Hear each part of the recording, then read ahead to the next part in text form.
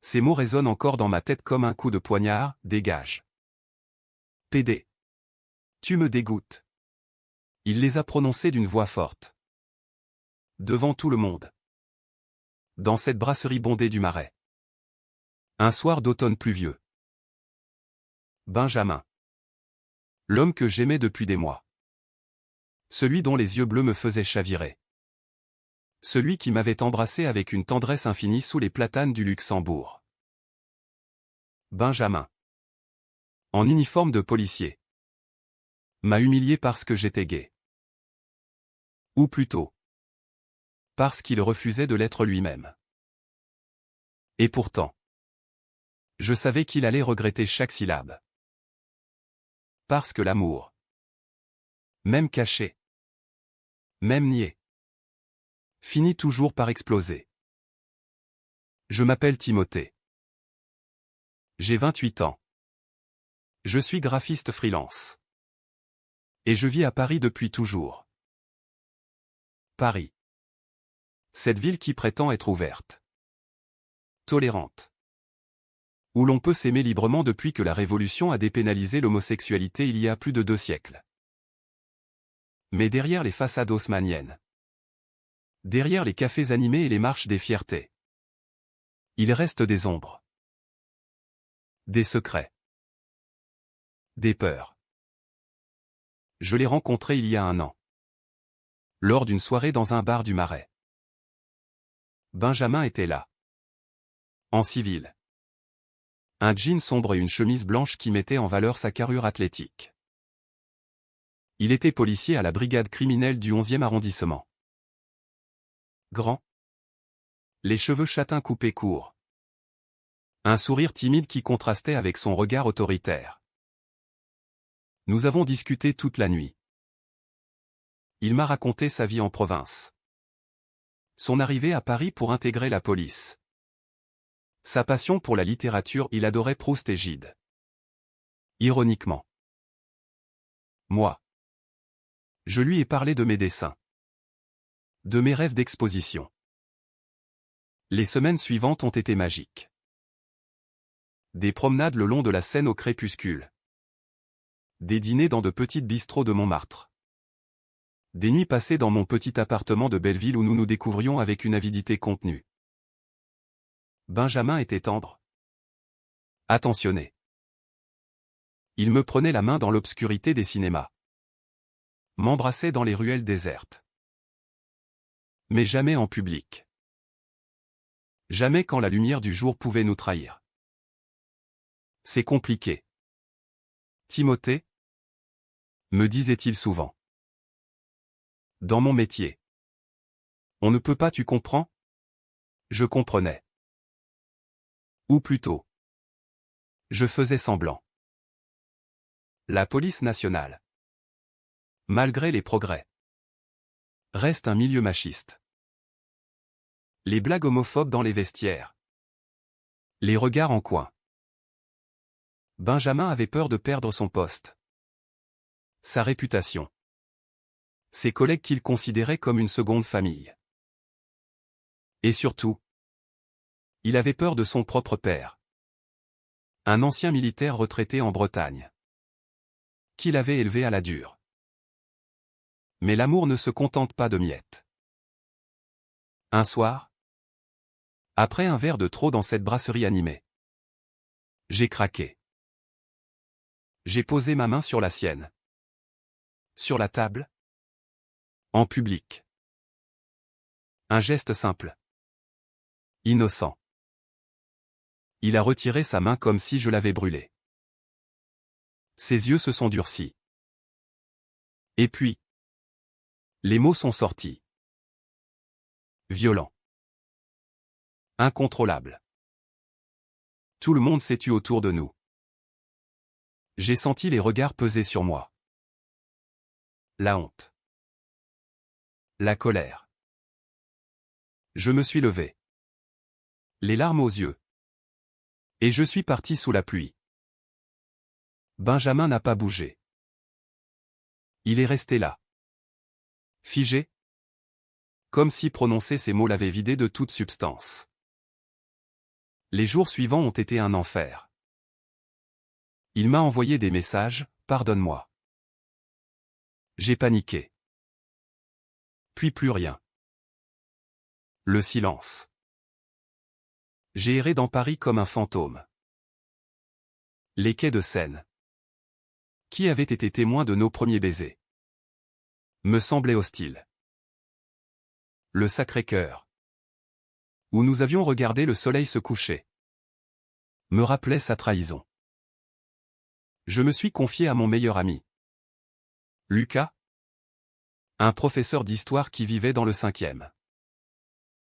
Il t'a humilié publiquement, Timothée. C'est impardonnable. Mais au fond de moi, je savais que ce n'était pas si simple. Benjamin luttait contre lui-même. Son humiliation n'était que le reflet de sa propre haine intérieure. Les semaines passent. Et Paris entre dans l'hiver. Les lumières de Noël illuminent les Champs-Élysées. Mais mon cœur reste dans l'obscurité. Je travaille beaucoup. Pour oublier. Des commandes de logos. D'affiches. Je dessine des couples enlacés. Ironiquement. Pour des campagnes publicitaires. Un soir de décembre. Alors que je rentre chez moi. Je le vois. Benjamin. Devant ma porte. En uniforme. Trempé par la pluie verglaçante. Il a l'air épuisé. Les traits tirés. Timothée, il faut que je te parle. Je le fais entrer. Malgré moi. L'appartement sent encore son parfum. Celui qu'il portait avant. Nous nous asseyons dans le salon. Le silence est lourd. Il commence, ce soir-là j'ai eu peur. Pas seulement de mon boulot. De moi. De ce que je ressens pour toi. Mon père m'a toujours dit que les hommes vrais ils s'arrêtent. La voix brisée. Je suis allé le voir en Bretagne. Je lui ai tout dit. Il m'a frappé. M'a traité de tous les noms. Mais je suis revenu. Parce que sans toi, je ne suis rien. Je l'écoute. Le cœur serré. Il me raconte ses nuits d'insomnie. Ses crises au travail. Comment il a failli démissionner. Comment il a consulté un psychologue spécialisé dans les questions LGBT au sein de la police OI. Ça existe maintenant. Discrètement. J'ai été lâche. Timothée. J'ai nié qui j'étais pour protéger une image qui n'existe plus. Mais je ne peux plus. Je t'aime. Vraiment. Les larmes coulent sur ses joues. Je le prends dans mes bras. Nous pleurons ensemble. Cette nuit-là. Nous ne faisons pas l'amour. Nous parlons. Des heures. De nos peurs. De nos rêves. D'un avenir possible. Mais le bonheur est fragile. Quelques jours plus tard. Une rumeur circule dans son commissariat. Quelqu'un nous a vus ensemble. Les moqueries commencent. Alors? Benoît. T'es devenu une tapette? Il endure. En silence. Pour moi. Je lui propose de tout quitter. De partir ailleurs. Lyon. Marseille. Ou même à l'étranger. Mais il refuse. Je ne veux pas fuir. Je veux affronter ça ici. À Paris. Avec toi.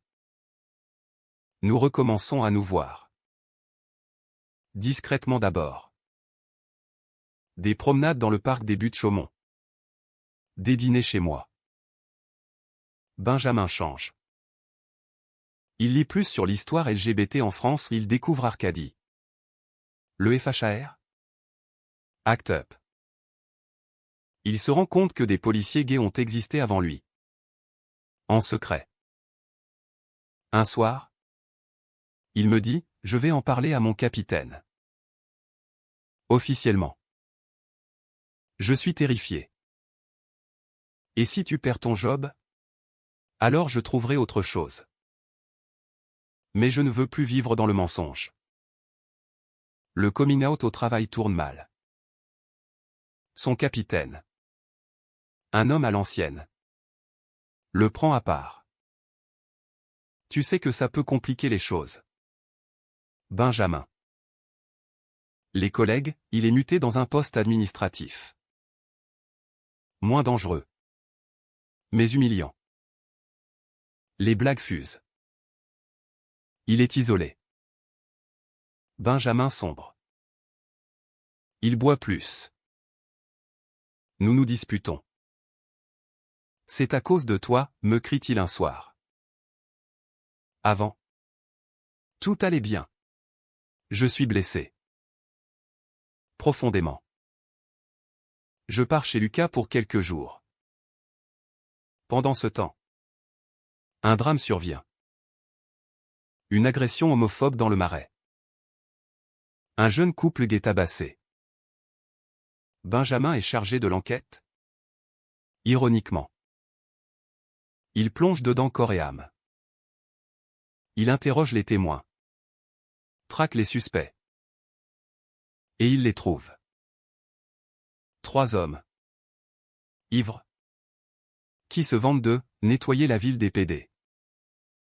Lors de l'arrestation. L'un d'eux lui crache, t'es comme eux. 1. On t'a vu avec un mec. Benjamin explose. Il les maîtrise avec une violence contenue.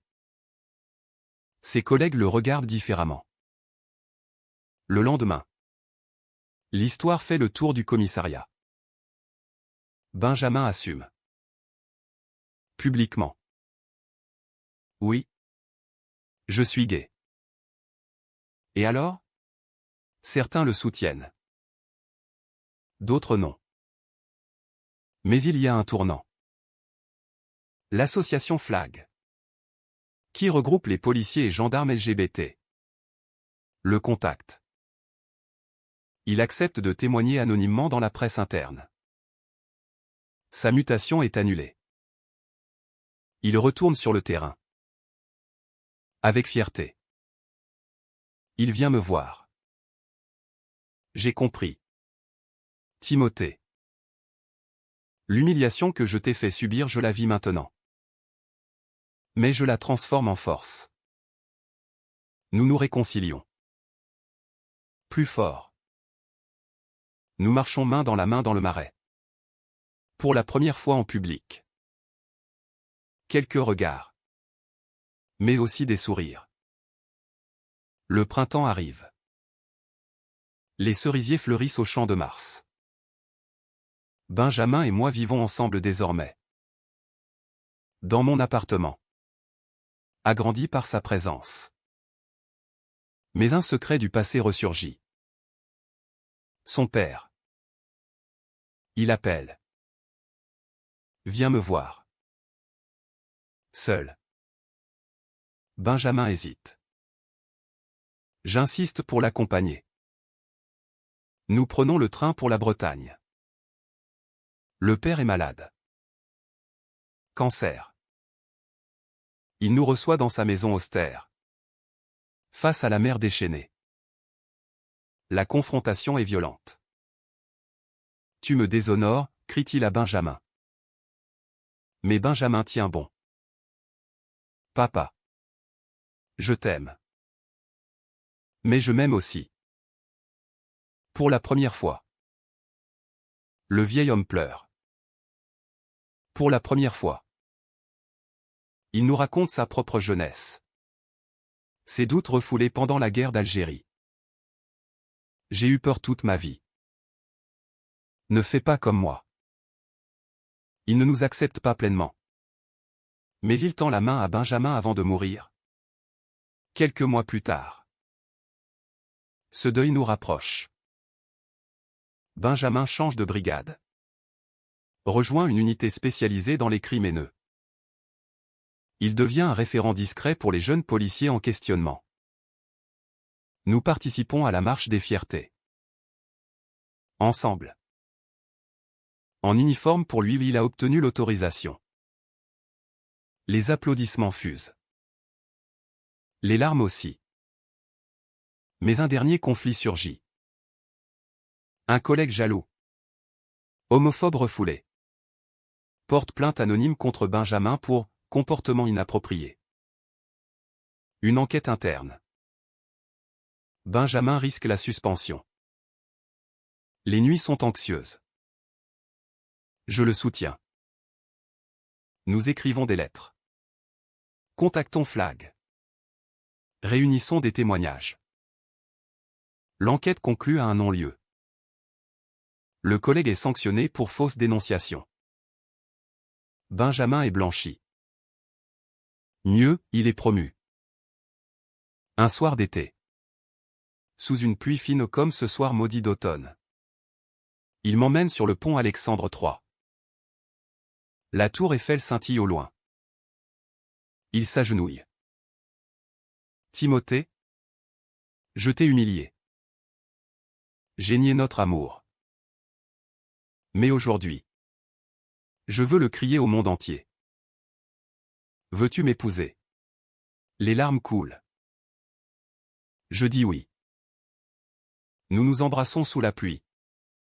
Comme dans les films. Mais c'est réel. Paris nous entoure. Indifférente et complice. Le mariage a lieu l'année suivante. Dans une petite mairie du 4e arrondissement. Lucas est témoin. Quelques collègues de Benjamin sont là. Émus. Sa mère, venue en secret, pleure de joie. Nous ne sommes pas naïfs.